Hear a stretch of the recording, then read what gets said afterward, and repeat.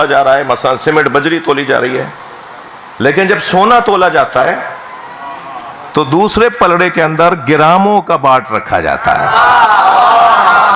اسی لیے کہ جسے تولا جا رہا ہے اس کی قیمت زیادہ ہے. اب اگر میرے نزدیک میری کوئی قیمت ہی نہیں ہے تو میں کہوں گا 70 سال کا ہوں, اور اگر میرے نزدیک میری قیمت ہے تو کہوں گا اتنے کروڑ, اتنے لاکھ, اتنے ہزار لمحوں کا ہوں. جب میرا ایک لمحہ, مجھے توجہ چاہوں گا, جب ایک لمحہ اسے لعنت اللہ بنا دیتا ہے, اور جب ایک لمحہ اسے حور علیہ السلام بنا دیتا ہے, تو جب فیصلہ ہی لمحوں پر ہونا ہے تو گنتی بھی تو لمحوں کی ہونی ہے نا. توجہ کر لی آپ حضرات نے؟ پوچھا جائے گا عمر کہاں گزاری ہے, سن اور سال تم نے کہاں گزارا ہے. میرے بچوں جوانوں, میں آپ سے بات کر رہا ہوں, بزرگوں نے تو بہت اچھا گزارا ہے, بہت اچھا دور گزارا ہے. ان کا دور گناہوں سے پاک دور تھا.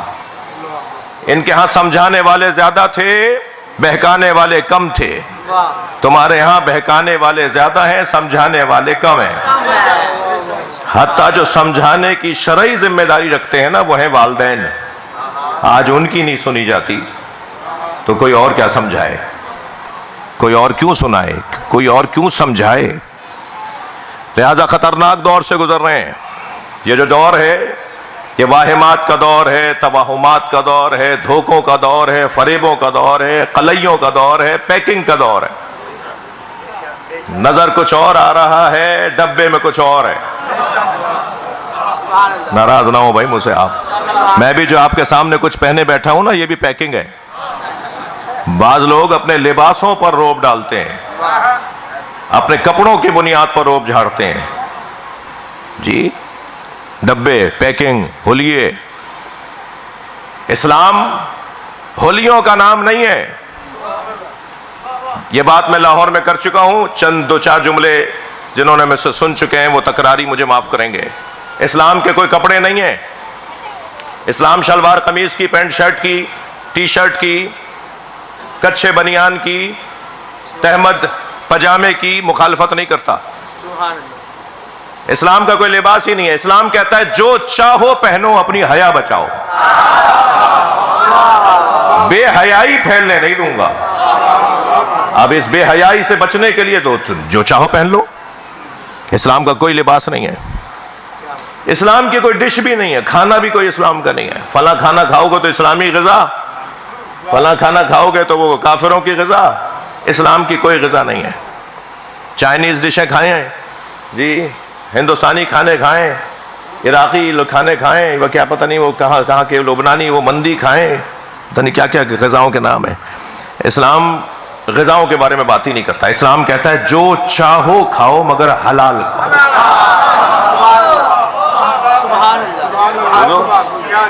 اسلام کا کوئی گھر نہیں ہے کہ ایسا گھر بناؤ گے تو یہ اسلامی گھر ہے, ایسا گھر ہوگا تو یہ کافروں کا گھر ہے. بھائی اینٹ پتھر سے کیا کفر اور اسلام کا تعلق؟ اینٹ پتھروں سے تو مسلمان کا اور کافر کا کوئی تعلق نہیں ہے, اسلام کا اور کفر کا کوئی تعلق نہیں ہے. یہ والے اگر آرچ بناؤ گے تو یہ اسلامی گھر ہے, اور یہ والی کھڑکی بناؤ گے تو یہ مشرکوں کی کھڑکی ہے. توجہ ہے؟ تھوڑی گردن ہلا دو بھائی خدا کے واسطے. یہ گھروں سے اسلام کے کوئی گھر نہیں ہے. اسلام کہتا ہے جس گھر میں چاہو رہو مگر جھگی میں رہنے والے کو انسان مانو. فقیروں اور مسکینوں کو ذلیل نہیں کرو اگر اللہ نے تمہیں گھر عطا کیا ہے. اسلام کی کوئی سواری بھی نہیں ہے. گھوڑے پہ بیٹھو گے تو زیادہ ثواب. ہاں تاسی مستحب ہو کر سوچنا وہ ایک علیحدہ بات ہے, لیکن جو گھوڑے پر نہیں بیٹھتا وہ حرام سواریوں پہ بیٹھ رہا ہے.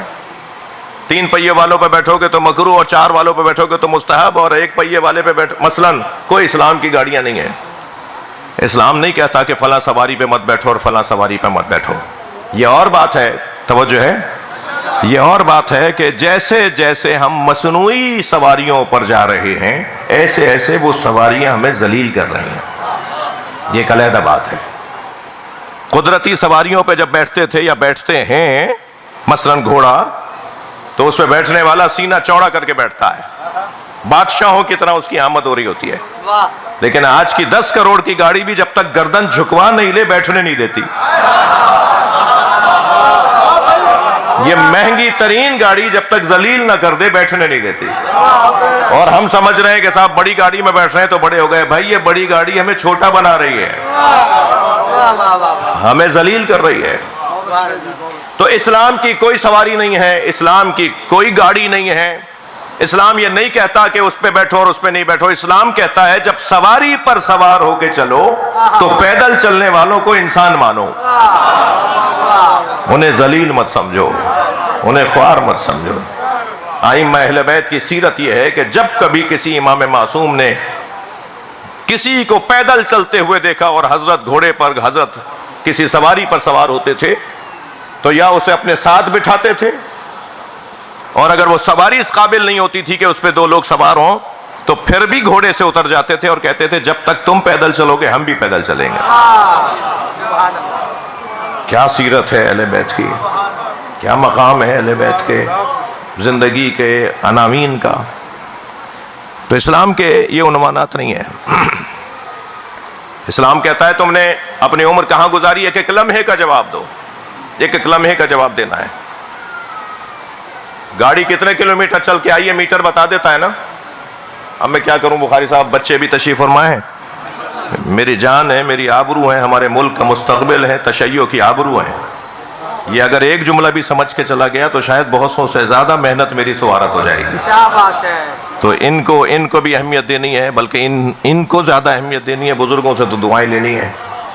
یہ تو اگر ناراض بھی ہو جائیں گے تو میرا کچھ نہیں بگڑے گا, اور یہ نہیں سمجھیں گے تو میرا بہت بگڑ جائے گا. ایک صلوات پڑھیں ذرا محمد و آل محمد پر.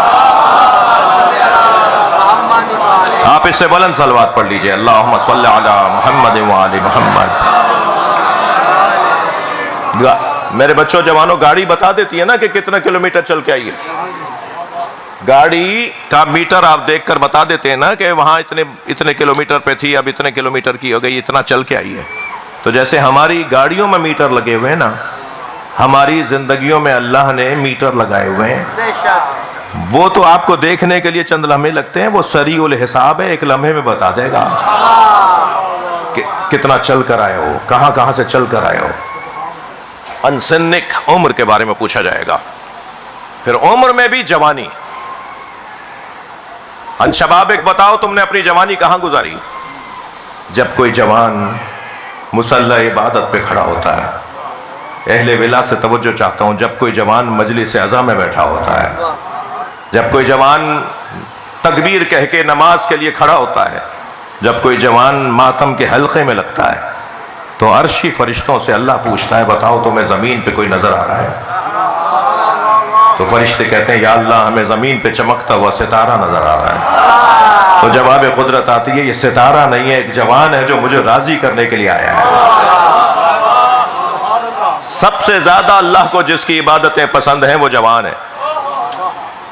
جوانی کی نمازیں, جوانی کا حج. بھائی جوان کے بغیر تو نہ یونیورسٹی چلتی ہے, نہ کالج چلتا ہے, نہ اسکول چلتے ہیں. جوانوں کے بغیر اگر نماز جماعت کھڑی ہو تو بہرحال وہ جماعت ہے, مگر وہ جماعت کا حوصلہ نہیں ہے جس میں جوان ہو. اور جوانوں کے بغیر تو ماتمی حلقہ نہیں لگتا, جوانوں کے بغیر تو جلوس پورے نہیں ہوتے. جوانوں سے تو اللہ بات کرتا ہے, نہ بچوں سے اللہ بات کرتا ہے, نہ بوڑھوں سے اللہ بات کرتا ہے. کچھ دیر کے لیے مجھے برداشت فرمائیں. اللہ بچوں سے بات ہی نہیں کرتا. 15 سال تک کا بچہ ہوتا ہے, اللہ بات ہی نہیں کرتا اسے, شریعت بولتی نہیں ہے اسے. شریعت کا وہ مخاطب ہی نہیں ہے, مخاطب ہی نہیں ہے, کیونکہ شریعت تو اس سے بات کرتی ہے جو لڑکا ہو تو 15 سال کا, لڑکی ہو تو 9 سال کی. تو بچوں سے تو اللہ بولتا ہی نہیں ہے. بوڑھوں سے بھی اللہ بولنا کم کر دیتا ہے. کھڑے ہو کے نہیں پڑھ سکتے, بیٹھ کے پڑھ لو. بیٹھ کے نہیں پڑھ سکتے, لیٹ کے پڑھ لو. لیٹ کے نہیں پڑھ سکتے, اشاروں میں پڑھ لو. اشاروں میں نہیں پڑھ سکتے, دل میں پڑھ لو. پھر آخر میں آواز آئے گی پڑھ لو. بزرگوں سے اللہ ایسے بولتا ہے, شریعت ایسے بولتی ہے, مگر مکمل طاقت و توانائی کے ساتھ اللہ جس سے بات کرتا ہے وہ جوان ہے. عزیزو تھکے نہیں بیٹھے ہیں تو ایک جملہ کہوں, جوان کے بغیر تو نہ احد کا مار کا سر ہوتا ہے, نہ خیبر کا میدان فتح ہوتا ہے. آواز آتی ہے لا فتح، کوئی جوان ہی نہیں ہے الا علی، سوائے علی کے. لہذا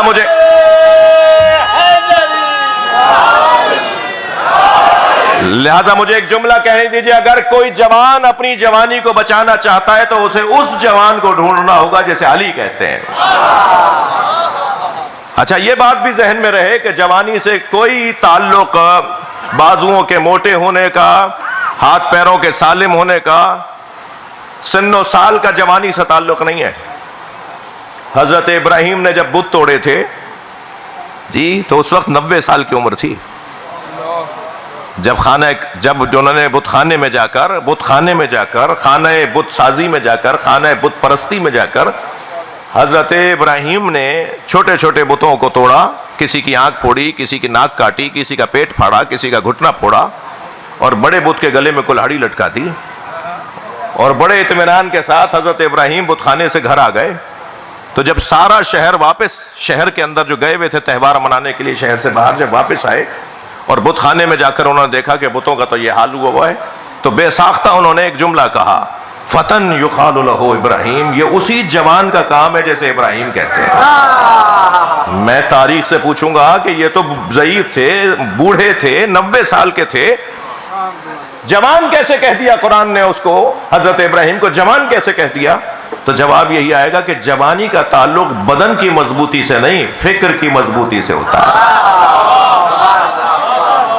توجہ ہے آپ بات کی؟ صلوات پڑھ لیں محمد و آل محمد.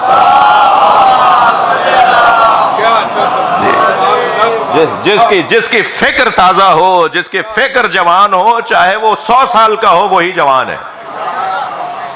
توجہ کر لی آپ نے؟ جوان. اسی تو یہ اب میں چاہ رہا ہوں کہ کیونکہ 2 دن مجھے آپ کے خدمت میں حاضر ہونا ہے، اور جوان بھی برابر کے بیٹھے ہوئے ہیں، یعنی اکثریت مجھے جوانوں کی لگ رہی ہے. جو سفید بالوں والے بھی ہیں وہ بھی حب علی میں جوان ہیں، تو بوڑھا تو مجھے کوئی نظر ہی نہیں آ رہا. تو تھوڑی دیر کے لیے میرا ساتھ دیجئے، جوانوں پر تھوڑی دیر غور کر لوں. جوان کچھ حسن اور خوبیوں کا حامل ہوتا ہے جو نہ بڑھاپے میں ہوتی ہیں نہ بچپنے میں ہوتی ہیں. جوانی کی کچھ صفات ہیں، کچھ کیفیات ہیں، کچھ عادات ہیں. جوان حسن بین بھی ہوتا ہے، جوان حسن آرا بھی ہوتا ہے.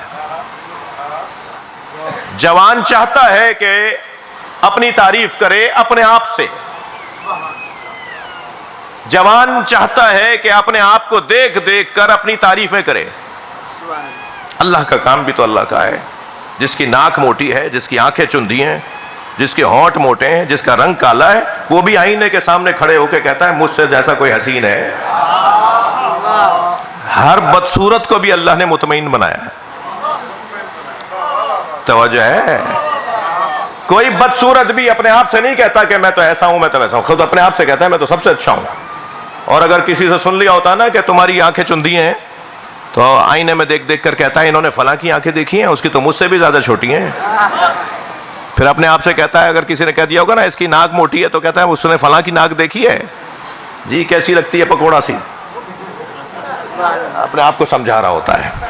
یہ جو اپنے آپ کو یہ آئینے کے سامنے کھڑے ہو کر دیکھ دیکھ کر سمجھا رہا ہوتا ہے، یہ اللہ کا کرم ہے کہ ہر انسان کو خوبصورت بنایا ہے اس کے نزدیک. یہ خالق کی خالقیت کا کرشمہ ہے. وہ بدصورت بھی ہے نا تو اس کے احساسات کو خوبصورت بنا دیا ہے. بھائی مجھے جملہ کہنے دیجئے. اصل مسئلہ تو سوچ کا ہے. اصل مسئلہ سوچ کا ہے. یہ بدصورت اپنے آپ کو خوبصورت کیوں کہتا ہے؟ ساری دنیا لکھ کر دے دے یہ بدصورت ہے، یہ کہتا ہے میں خوبصورت ہوں. کیوں؟ مسئلہ سوچ کا ہے. سوچ اگر میں اپنی بدل لوں، توجہ، تو بہت ساری بری چیزیں مجھے اچھی لگیں گی. توجہ چاہوں گا. سوچ بدلنے کا مسئلہ ہے. جب کسی نے کہا نا مجنوں سے کہ لیلا نے تمہارا پیالہ توڑ دیا، لائن لگائے کھڑے تھے سارے، لیلا بانٹ رہی تھی آش، دلیا بانٹ رہی تھی، کہہ لیجیے کھچڑا بانٹ رہی تھی. سب لائن لگائے کھڑے تھے، ایک ایک کر کے آگے بڑھ رہے تھے، سب کی کٹوروں میں وہ ڈال رہی تھی کھچڑا. جیسے لیلا کا جیسے مجنوں کا وقت آیا، اس نے کٹورا بڑھایا تو اس نے کٹورا چھینا، زمین پہ دے مارا، کٹورا ٹوٹ گیا. مٹی کا کٹورا وہ ٹوٹ گیا. سب نے کہا دیکھو تم تو کہتے ہو یہ تم سے پیار کرتی ہے, تمہارا اس نے کٹورا ہی توڑ دیا. تو کہنے لگا مجھ ہی سے تو پیار کرتی ہے, کسی اور کا توڑا. یہ دید کا مسئلہ ہے نا, سوچ کا مسئلہ ہے نا. اسی چیز کے اندر اپنی سوچ کو اچھا کر لیں.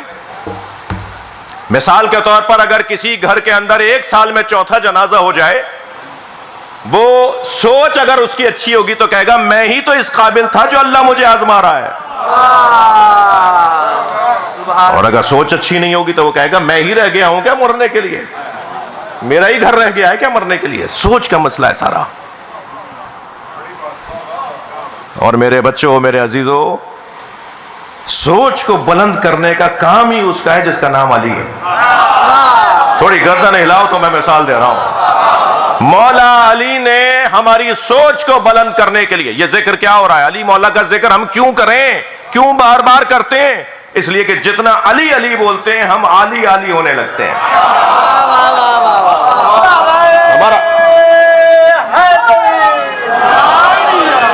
ہماری سوچ بلند ہونے لگتی ہے. جی 2 گھنٹے اگر میں گلاب بیچنے والے کے دکے پر بیٹھ کر آؤں تو 4 گھنٹے تک میرے اندر سے گلاب کی خوشبو آئے گی. بھائی تھوڑے بول دو, بات کر لو. اگر 2 گھنٹے آپ گلاب بیچنے والے کی دکان پر بیٹھ کر آئیں جہاں گلاب بکتا ہے تو 4 گھنٹے تک ہمارے اندر سے گلاب کی خوشبو آئے گی. اس کا مطلب یہ ہے ماحول کا اثر ہوتا ہے نا. بھائی مجلس میں آ کے بیٹھنے والوں کا مزاج اسی لیے علی ہے کہ علی کو سنتے ہیں. الحمدللہ پوری دنیا میں مولا علی کے چاہنے والے اور مسلمانوں سے بہتر ہیں. مولا حسین کے عزادار اور مسلمانوں سے بہتر انسان ثابت ہوئے ہیں. میرا اپنا ذاتی مشاہدہ ہے, ذاتی تجربہ ہے, ذاتی باتیں میں نے خود سنی ہوئی باتیں میری غیر مسلموں سے, کہ وہ جب مسلمانوں کے بارے میں بات کرتے ہیں تو کہتے ہیں کہ وہ مسلمان زیادہ اچھے ہیں جو پروفٹ محمد کے گھر والوں کو مانتے ہیں. بھائی صلوات ہدیہ کر دیں محمد و آل محمد پر. ایک صلوات اور پڑھ لیں نبی کی ذات پہ. اللہم صلی علی محمد و آل محمد. اللہم صلی علی محمد و آل محمد. شیخ حضرات اگر کسی کا صدقہ اتاریں.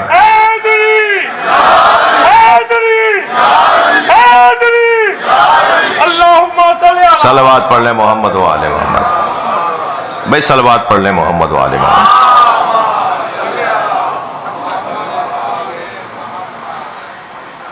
صلوات قربان کر دیا آپ نے, صلوات پڑھیں گے. اللہم صلی علی محمد و آل محمد. تھوڑا سا مجھے سہارا دیجئے. سوچ کا بلند ہونا. مولا علی کا قول ہدیہ کروں. یہ جو قول میں اب آپ کو ہدیہ کرنے جا رہا ہوں یہ میں نے حبیب یونیورسٹی کراچی کے اندر, معیاری اور مہنگی یونیورسٹی ہے, اس کے مختلف جگہوں پر خوبصورت اچھی لوکیشنوں پر مولا علی کا یہ قول لکھا ہوا دیکھا. اور یہ قول مولا علی کا نہج البلاغہ میں ہے. میں عربی پڑھ رہا ہوں, آپ ابھی سرچ کر لیں گے, گوگل آپ کو ابھی بتا دے گا کہ نہج البلاغہ کے کون سے خطبے میں. مولا فرماتے ہیں قیمتو کل امرئ ما یحسنو. ہر شخص کی وہی قیمت ہے جسے وہ چاہتا ہے. سبحان اللہ. میری اور آپ کی قیمت کیا ہے؟ میری اور آپ کی قیمت کیا ہے؟ ہماری قیمت وہی ہے جسے ہم چاہتے ہیں. تو علی مولا نے یہ کہہ کر ہماری چاہت کو بلند کر دیا. اپنی قیمت بڑھاؤ, اپنی قیمت بڑھاؤ, اپنی چاہت اونچی کرو, اپنی سوچ اونچی کرو. علامہ ہلی نے پوچھا اپنے بیٹے سے, بیٹا کیا بننا چاہتے ہو؟ کہنے لگا بابا آپ جیسا. کہنے لگے کچھ بھی نہیں بنو گے. میں نے سوچا تھا کہ مالک اشتر بنوں گا تو ہلی بناؤں.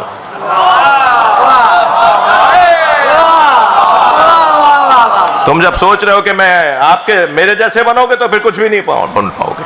سوچ تو اونچی کرو, خیال تو اپنا اوپر کرو. سوچ کی بلندی ہے جو جوانی کو محفوظ رکھتی ہے. اگر یہ قاعدہ میرے محترم سننے والوں تک میرا پہنچ گیا ہو کہ ایک سوچ کی بلندی ہے جو جوانی کو محفوظ رکھتی ہے, تو پھر یقین رکھیے علی مولا کا چاہنے والا کوئی بوڑھا نہیں ہوتا. کیا بات ہے. اس لیے کہ ہماری سوچ کا نام علی ہے. ہماری سوچ مولا علی ہے. ہم علی کو سوچ رہے ہیں. جتنا مولا علی پہ غور کر رہے ہیں ایسے ایسے ہمارا اپنا وجود بلند ہوتا چلا جا رہا ہے. بڑی حیثیت والا ان سے پوچھوں گا تو وہ شاید پتا چلے. میں بھائی مجھے نہیں پتا. ممکن ہے وہ کہیں جی میں 200 ایکڑ کا زمیندار ہوں. ان سے پوچھوں تو شاید یہ کہیں میں 400 ایکڑ کا زمیندار ہوں. مگر سب زمین پہ بیٹھے ہوئے ہیں نا. وہ فلاں صاحب فیکٹری کے مالک بیٹھے ہیں, وہ فلاں صاحب جو ہے فلاں وزارت میں سیکٹری بیٹھے ہیں, وہ فلاں صاحب جو ہے وہ 6 کروڑ کی گاڑی سے اتر کر آئے, مگر کہاں بیٹھے ہوئے ہیں. اس لیے یہ جگہ ہم کیوں احترام جوتیاں اتار کے بیٹھے ہیں نا. ہم سب مجلس میں جوتیاں اتار کے بیٹھتے ہیں نا. علی مولا نے جوتیوں کا نام دنیا رکھا ہے. ہم اپنی دنیا باہر چھوڑ کر آتے ہیں. کوئی ہوگا باہر کوچ, یہاں حسین کا فقیر ہے. یہ اپنے آپ کو ہم سمجھا رہے ہوتے ہیں. عملی طور پر اس چیز کا ہم ثبوت فراہم کر رہے ہوتے ہیں کہ ہم مولا علی کے فقیر ہیں, ہم مولا حسین کے فقیر ہیں. تو ہماری سوچ کا محور کون ہوا؟ علی مولا ہوئے نا, مولا حسین ہوئے نا.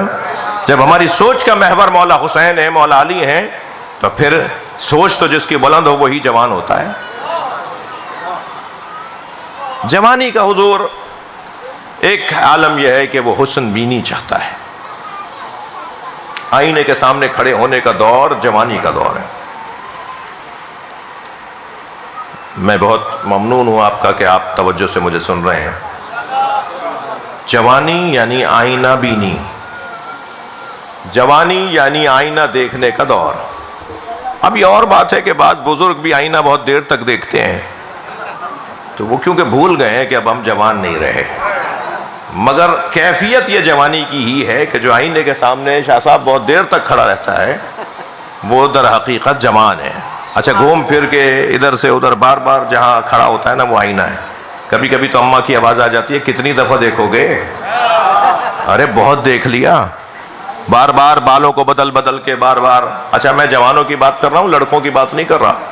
لڑکیوں کا حال زیادہ خراب ہے جی. تو بات تو جوان کی ہو رہی ہے نا.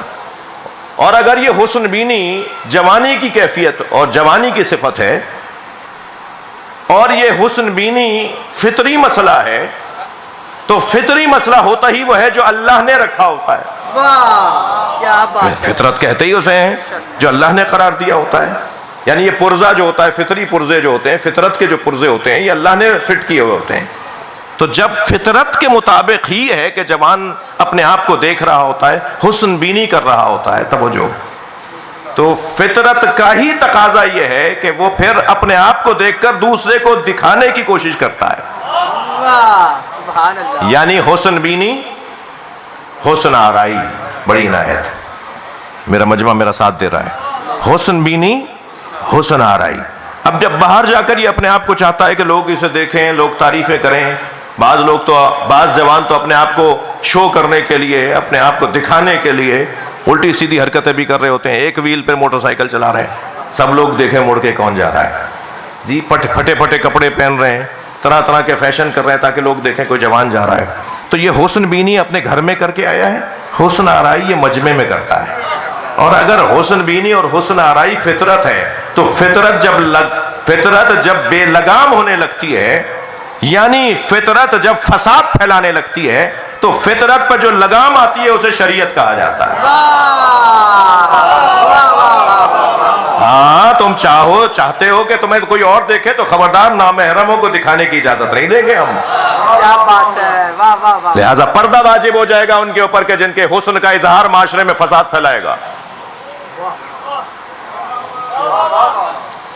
بھائی اب آ گئے ہیں, اب تو سنے بغیر گزارا نہیں ہے. سبحان اللہ. واہ. جو خواتین میک اپ کر کے باہر نکلتی ہیں, میں خاص طور پر یہاں پر فقہ بتانے نہیں آیا, مجھے پتا ہے بعض لوگوں کا مزاج کے مولانا سے مجلس سننے گئے تھے, یہ شریعت سنا رہے تھے, تو مجھے آپ سے بھی ڈر لگتا ہے نا, تو میں ضمناً بات آئی ہے, یہ ضمناً بات آئی ہے, ٹھیک ہے. اور کیا کروں کہ ہمارا ماحول یہی ہے, جو خواتین میک اپ کر کے باہر نکلتی ہیں انہیں نقاب لگانا واجب, منہ چھپانا واجب. آپ کیوں پریشان ہو رہے ہیں؟ جنہیں پریشان ہونا ہے وہ خود ہی ہو جائیں گی. جو میک اپ کر کے گھر سے نکلتی ہیں، سرخی پاؤڈر لگا کے نکلتی ہیں، مجھے معاف کیجئے گا، میں اپنے مزاج سے ہٹ کر باتیں کر رہا ہوں آج. ان کو نقاب لگانا، نقاب ڈالنا، چہرے کو چھپانا واجب. اور جو میک اپ کر کے نہیں نکل رہی، خدا نے ہی اچھا میک اپ کر کے بنایا ہے، یعنی اللہ نے انہیں حسن دے کر پیدا کیا ہے، ان کو بھی نقاب لگانا واجب. کیا بات ہے. تو اب نقاب کہتے ہیں نا کہ صاحب خانہ کعبہ کا طواف کرتے وقت تو نقاب لگ نہیں رہی. ایرانی عورتیں تو لگاتی نہیں ہیں، عراقی عورتیں تو لگاتی نہیں ہیں، پاکستان کے مولوی کو پریشانی زیادہ ہے. تو میں انہیں جواب دے رہا ہوں، یہ تشخیص. میری اماں اردو سمجھتی ہیں؟ یہ اماں اردو سمجھتی ہیں جی؟ کیونکہ مسلسل تبصرے فرما رہی ہیں نا، تو ایک صلوات پڑھ لیں محمد و آل محمد.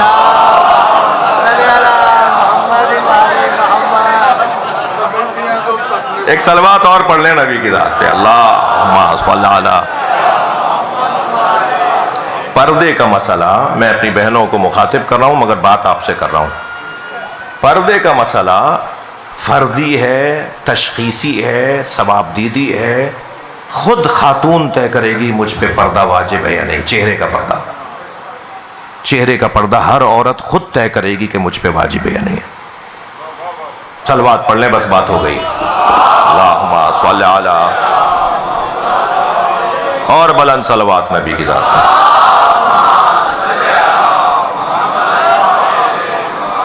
حسن بینی، حسن آرائی. میں نتیجے تک آ گیا ہوں آپ کو لے کر. میں اور آپ یا ہمارا جوان اگر حسن بینی کرتا ہے تو آئینے کے ذریعے کرتا ہے. آئینہ دو چیزوں سے مل کے بنتا ہے، کثیف مادہ اور آئینہ یعنی شیشہ. اگر شیشہ صرف ہوگا تو ادھر والے ہمیں دیکھیں گے، ہم اپنے آپ کو نہیں دیکھ پائیں گے. شیشے کے پیچھے ایک کثیف مادہ بھی لگا ہوا ہوتا ہے جسے عربی میں جیوا کہتے ہیں.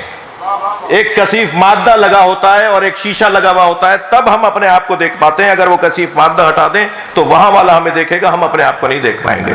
ان اللہ جمیل و یحب الجمال. اللہ خود بھی جمیل ہے اور جمال کو پسند بھی کرتا ہے. اللہ حسن بینی بھی کرتا ہے، حسن آرائی بھی کرتا ہے. یا اللہ جب تو حسن بینی کرتا ہے تو کیا کرتا ہے؟ ہم تو آئینے بناتے ہیں. آواز آئے گی، میں نے بھی 14 آئینے بنائے ہیں. میں اپنا حسن 14 میں دیکھتا ہوں اور انہی 14 کے ذریعے حسن آرائی کرتا ہوں. صلوات پڑھ لیں محمد و آل محمد. کیا بات ہے.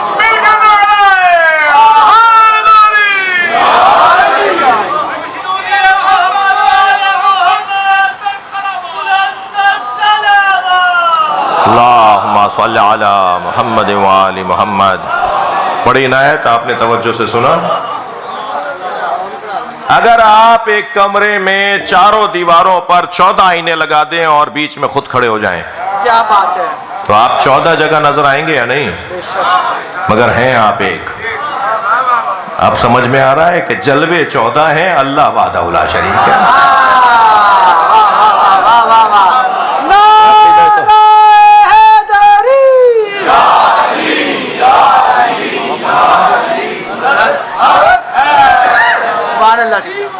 توجہ کر لیا آپ نے.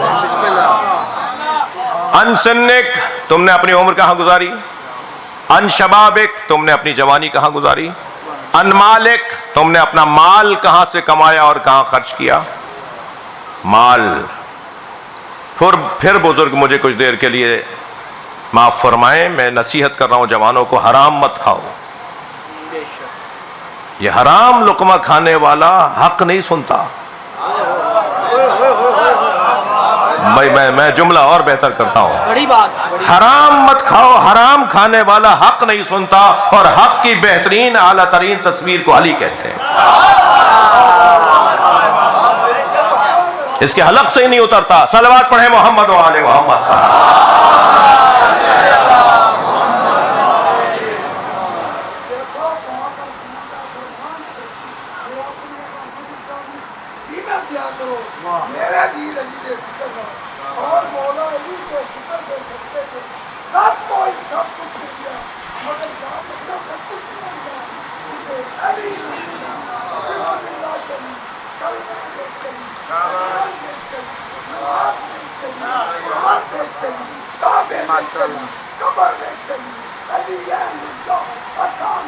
ماشاء اللہ.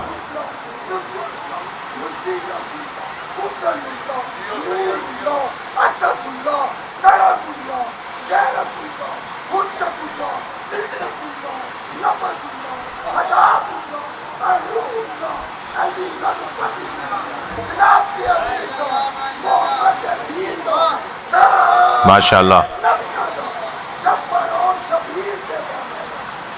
ساتھ دیجئے بھائی، توجہ دیجئے.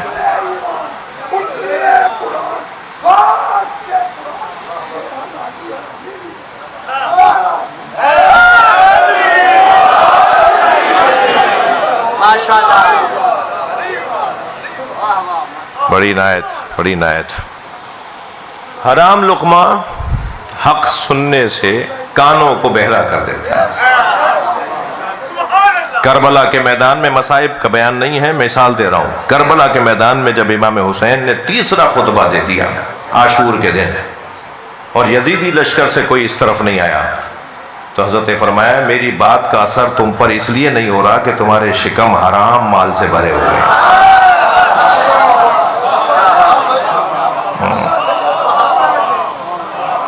بخاری صاحب، کچھ اللہ نے، آپ ابھی کچھ فرما رہے تھے، آپ کی میں محبتوں کا ممنون ہوں. کچھ اللہ نے کرم کیا ہے، مولا نے کرم کیا ہے. تو بعض جوان آتے ہیں صاحب یہ سی وی ہے ہماری نوکری کروا دیں. تو زیادہ تر جوان، شاید 99% جوان کہتے ہیں سرکاری نوکری کروا دیجئے. اور جو بھی کہتا ہے نا سرکاری نوکری کروا دیجئے، جو میرا دماغ فوراً اس کی طرف جاتا ہے کہ حرام کھانا چاہتا ہے. ناراض کیوں ہو رہے ہیں بھائی آپ میری باتیں؟ جی کیوں بھائی سرکاری نوکری؟ کیونکہ جانا ہی نہیں ہے وقت کے اوپر، گھر بیٹھ کے تنخواہ آئے گی. تبھی تو یہ ملک کا یہ حال ہوا ہے. ملک کا حال خراب ہی افسروں نے کیا ہے بھائی، اور تھوڑا بہت بھی جو بچا رہے ہیں وہ بھی افسر ہی بچا رہے ہیں. جی حرام کھانا. میں دل سے ایک نصیحت کر رہا ہوں جوانوں کو، خبردار، علی والا نوکری کے لیے پیدا نہیں ہوا، علی والا سرداری کے لیے پیدا ہوا. اگر سرداری والی نوکری مل رہی ہے تو نوکری کرو. قاعدہ یہ بنے گا کہ سرداری کے لیے پیدا ہوئے ہو. اب اگر سرداری والی نوکری مل رہی ہے تو نوکری کرو. وہ نوکری کہاں ہے؟ وہ تو سرداری ہے. اور اگر نوکری کے لیے تم نوکری ڈھونڈ رہے ہو تو پھر علی والے کو نوکر نہیں بنایا گیا ہے، سردار بنایا گیا ہے. اور علی والا نوکری نہیں کرتا، کاروبار کرتا ہے تاکہ سرداری کرے. میرے بچوں جوانوں، میں ان کے والدین سے بھی کہہ رہا ہوں اعتماد کریں اپنے بچوں پر. انہیں پیسے دیں، کاروبار کرنے دیں. لٹا دے گا، پٹا دے گا، برباد کر دے گا. مولانا کیا آپ نے نصیحت کر دی، میرا بچہ تو پیچھے پڑ گیا کہ ابا یہ 40 لاکھ 50 لاکھ کا کاروبار شروع ہوگا، مجھے دے دیجئے، آپ کے پاس بینک میں مثلا 2.5 کروڑ پڑے ہوئے ہیں، تو میں برباد کر دوں تمہیں پیسے دے کے. ابا اعتماد ہی نہیں کر رہے بچے پر. جو اپنی اولاد پر اعتماد نہ کرتا ہو وہ کسی اور پہ کیا کرے گا؟ اس کا مطلب ہے تم نے تربیت اچھی نہیں کی کہ تمہیں اپنے بچے پر ہی اعتبار نہیں ہے. کاروبار کریں میرے بچوں جوانوں، کاروبار کی طرف جاؤ. چھوٹے چھوٹے کاروباروں سے بات شروع کرو. تمہارے گھر کی چھت کے اوپر ایک ٹین کا چھپڑا پڑ سکتا ہے، وہاں پر تم فلاں مشین لگا سکتے ہو، وہاں پر تم فلاں جانور رکھ سکتے ہو. سال بھر اس کے ساتھ محنت کرو، اور اس کے بعد پھر اسے ایک موقع کے اوپر جب بھی مہینے میں 15 دن میں سال میں 6 مہینے موقع آئے تو اسے بیچ دو، کاروبار کرو. کہاں جوانی گزاری، کہاں مال لگایا اور کہاں سے مال کمایا. اچھا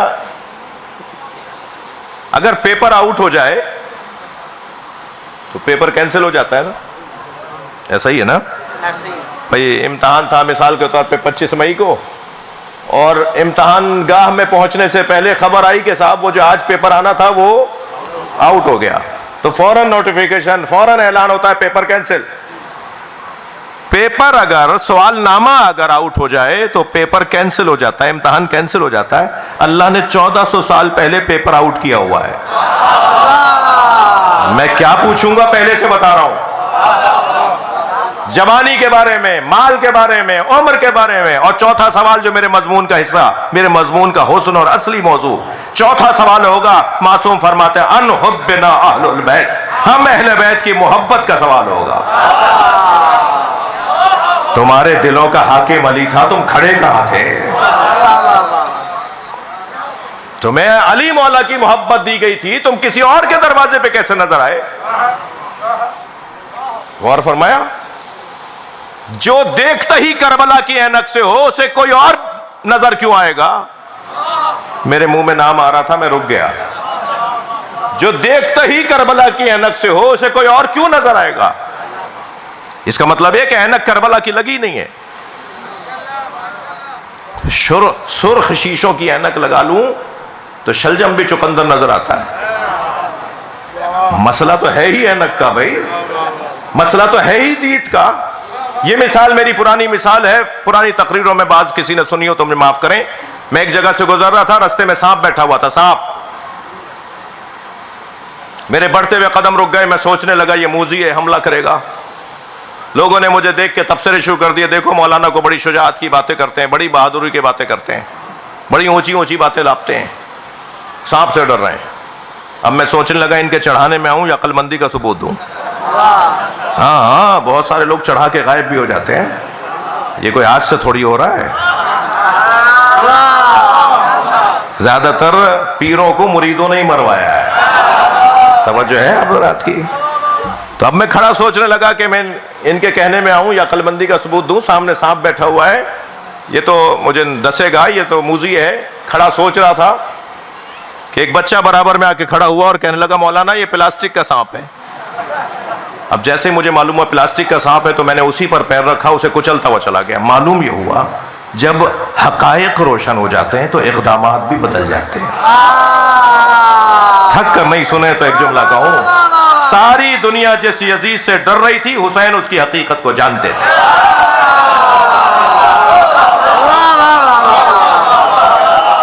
صلوات پڑھ لیں محمد و آل محمد پر۔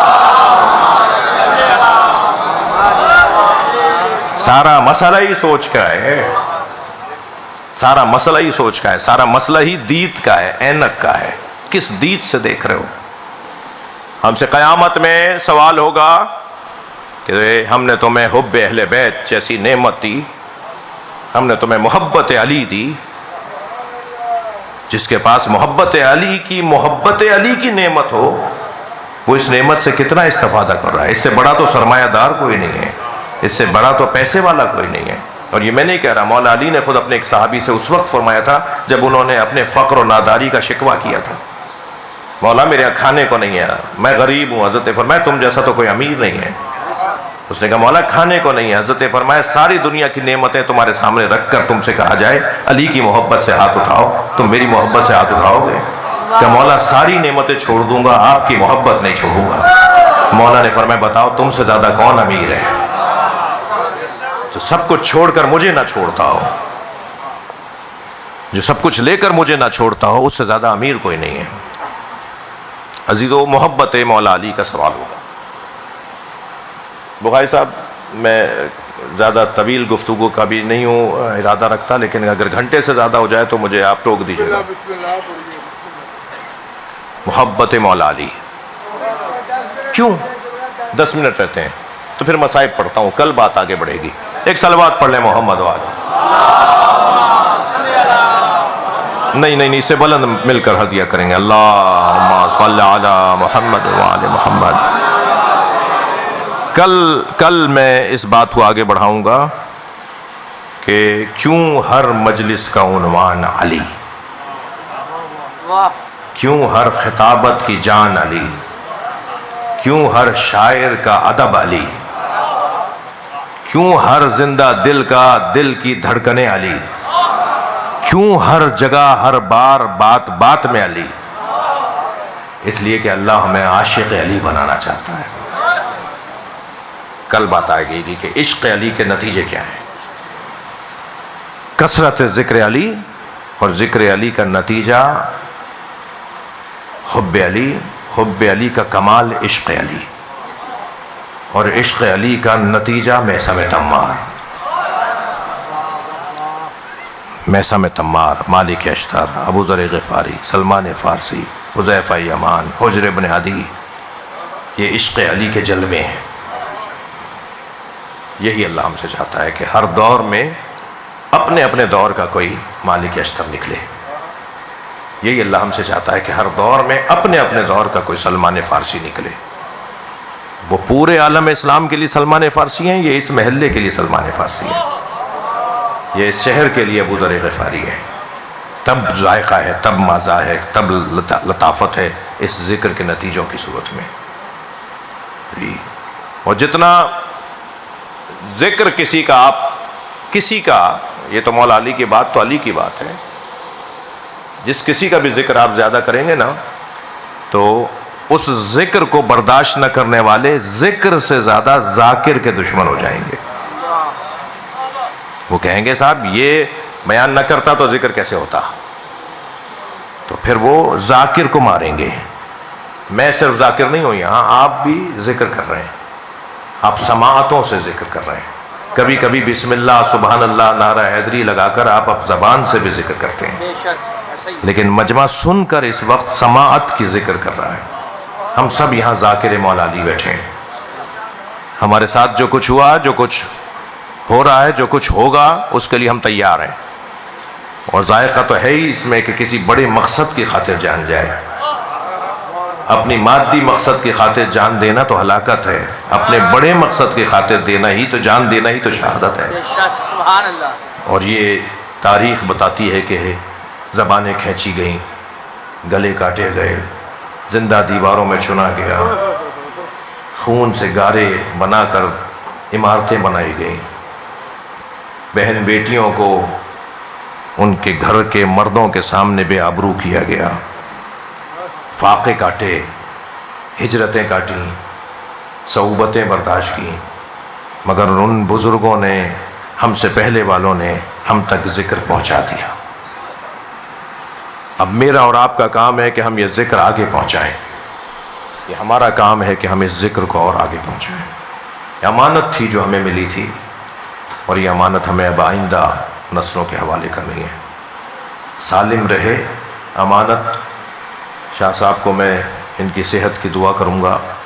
امانت کو سالم رکھنا ہی تو امانت دار کا کام ہے۔ اگر امانت دار امانت میں تبدیلی لے آئے، بدل دے، اسے کچھ اور کر دے، کچھ سے کچھ کر دے، تو وہ امین نہیں ہے، امانت دار نہیں ہے۔ ہمارے پاس ایک امانت ہے ذکر حسین کی۔ کبھی غور فرمایا یا حسین بولنے والوں کے ساتھ کیا ہوا؟ ذرا چلیے میرے ساتھ۔ جب کبھی میرے بچوں جوانوں کسی مصیبت کا سامنا ہو نا، تو اس مصیبت کی مثال ہمارے پاس کربلا میں موجود ہے۔ کوئی ایک ایسی مثال نہیں ہے جو امام حسین نے قائم نہ کی ہو۔ جوانوں کے ساتھ کچھ ہوا ہے تو علی اکبر کربلا میں موجود ہے،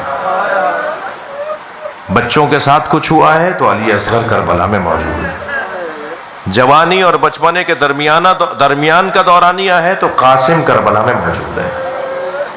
کربلا میں کون سا رشتہ ہے جو امام حسین لے کر نہیں آئے؟ وہ اور لوگ ہوں گے جو اپنے عزیزوں کے مر جانے کے بعد ان کا ذکر کرنا اپنے لیے بدعت سمجھتے ہیں۔ ہمیں تو کربلا کا ذکر اپنے عزیزوں کے ذکر کرنے سے ماورا کر دیتا ہے۔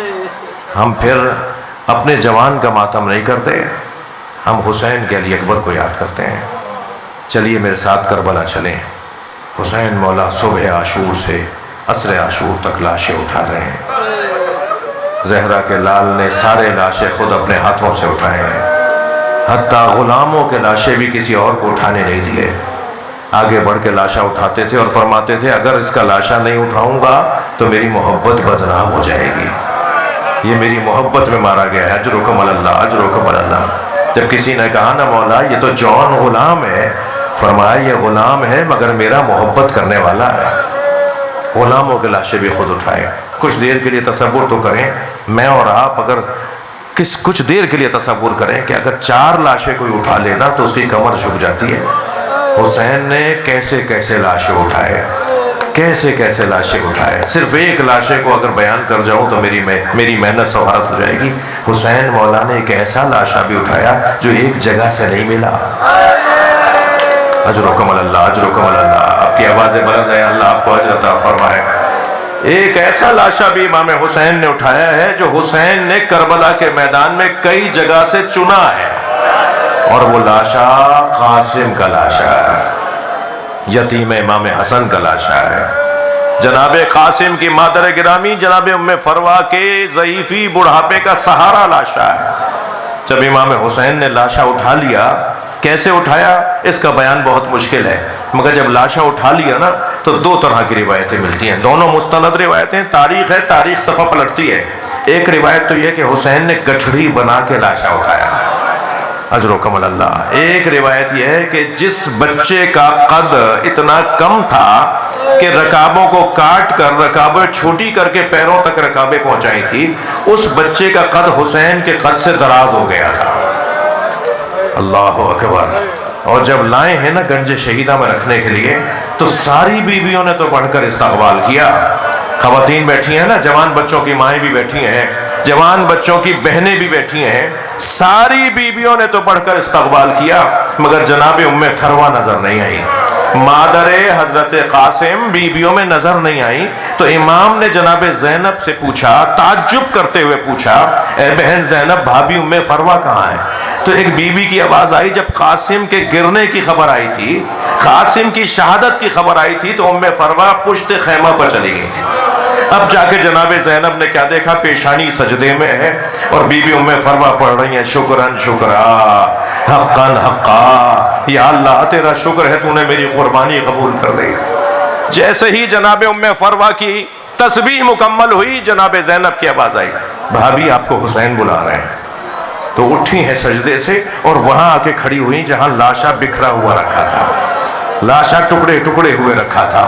جناب ام فروا نے اپنے بچے کا ٹکڑے ٹکڑے لاشا دیکھا، سامنے امام حسین کھڑے ہیں تو آواز دے کر کہا، بھائی حسین، بھائی حسین، میرے بچے سے راضی ہو؟ اے میرے مولا حسین، آپ میرے بچے سے راضی ہو گئے؟ فرمایا، بھائی مجھے قاسم کا خون بھرا کرتا چاہیے۔ امام حسین نے نہیں فرمایا، بھابی اس کرتے کا کیا کریں گی جو تار تار ہو گیا، جو چاک چاک ہو گیا؟ مگر ماں مانگ رہی تھی نا۔ کچھ ہی دیر کے بعد امام حسین نے وہ تار تار کرتا، وہ چاک چاک کرتا، وہ خون بھرا کرتا جناب ام فروا کو دے دیا۔ بیوی نے وہ کرتا اپنے خیمے میں لے جا کے رکھ دیا۔ شب عاشور، معاف کیجئے گا، عصر عاشور، خیمے لوٹے، خیموں سے تبرکات لوٹے گئے، اور یہ قافلہ 11 محرم کو اسیر ہو کے کوفہ گیا، کوفے سے شام گیا، شام میں زندان میں اسیر رہا، اسیری سے رہائی ملی تو تبرکات واپس آئے۔ ہر بیوی نے اپنی اپنی گٹھڑی اٹھائی ہوئی تھی، مگر بی بی ام فروا نے اپنی گٹھڑی سینے سے لگائی ہوئی تھی۔ اور یہ قافلہ شام سے کربلا آیا، کربلا سے یہ مدینہ پہنچے۔ جب مدینہ پہنچی نا تو فرمانے لگی، میرا اونٹ جنت البقیع لے جاؤ۔ جناب ام فروا بار بار فرما رہی ہیں، میرا اونٹ جنت البقیع لے جاؤ۔ جب جنت البقیع میں اونٹ پہنچا، قبر امام حسن کے برابر میں اونٹ سے اتری، قبر کے برابر میں بیٹھ کے گٹھڑی کھولی، خون بھرا کرتا نکالا، امام حسن کی قبر پر پھیلا دیا اور ایک نوحہ پڑھا، اے میرے والی تمہارے بچے کی نشانی لے کر۔ قاسم نے وفاداری کا حق ادا کر دیا۔ الا لعنت اللہ علی القوم الظالمین فسیعلم الذین ظلموا ای منقلب